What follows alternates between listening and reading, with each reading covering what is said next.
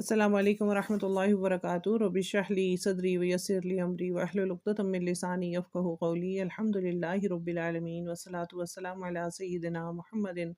خاتم النبیین وعلی آلہ واصحابہ اجمعین۔ 40 نمبر حدیث ہے، باب حسن اسلام المرئی، آدمی کے اسلام کی خوبی کیا ہے۔ حضرت ابو سعید خدری رضی اللہ تعالیٰ عنہ نے فرمایا کہ انہوں نے نبی کریم صلی اللہ علیہ وسلم کو یہ ارشاد فرماتے ہوئے سنا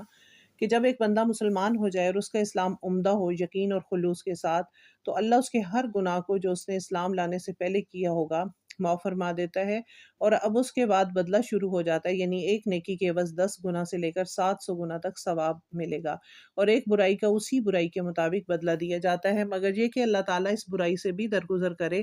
اور اسے بھی معاف فرما دے۔ اس حدیث مبارکہ میں ہم لوگ دیکھتے ہیں کہ نیکی اور بدی کا اندراج اللہ تعالیٰ کے رجسٹر میں کس طرح ہوتا ہے۔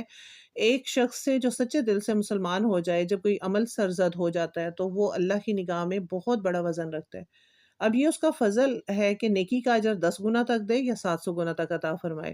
اور برائی کے بدلے صرف ایک برائی ہی لکھی جاتی ہے، اور ایک برائی کے مطابق اس کی گرفت بھی ہوگی۔ البتہ یہ مسئلہ کہ اسلام لانے سے پہلے اس کے اعمال صالح کی کیا نوعیت تھی، اس میں علماء اسلام کی رائے مختلف ہے،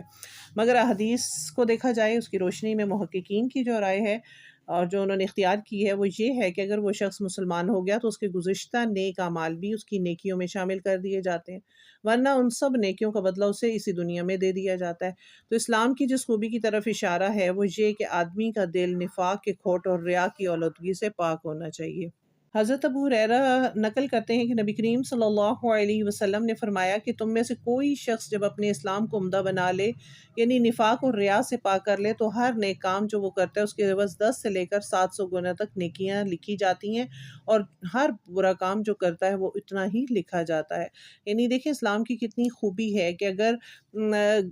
نیکی کا کام کریں گے تو 700 گنا تک اس کا اجر ہے، اور اس کی بہت پیاری مثال اللہ تعالیٰ نے قرآن مجید میں بھی عطا فرما دی کہ جیسے ایک جو ہے وہ سٹا ہوتا ہے اور اس میں 7 بالیاں ہوتی ہیں۔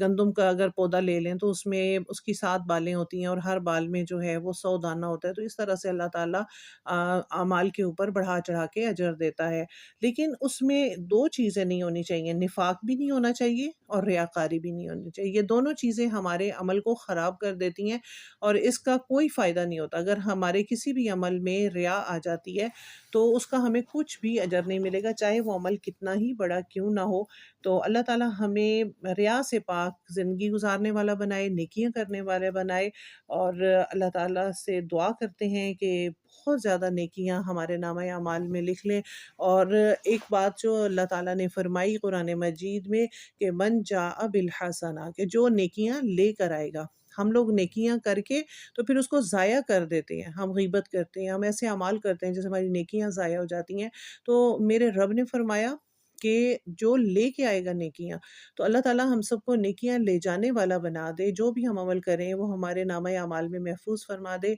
سبحانک اللہم و بحمدک نشہد ان لا الہ الا انت نستغفرک و نتوب الیک۔ السلام علیکم ورحمۃ اللہ وبرکاتہ۔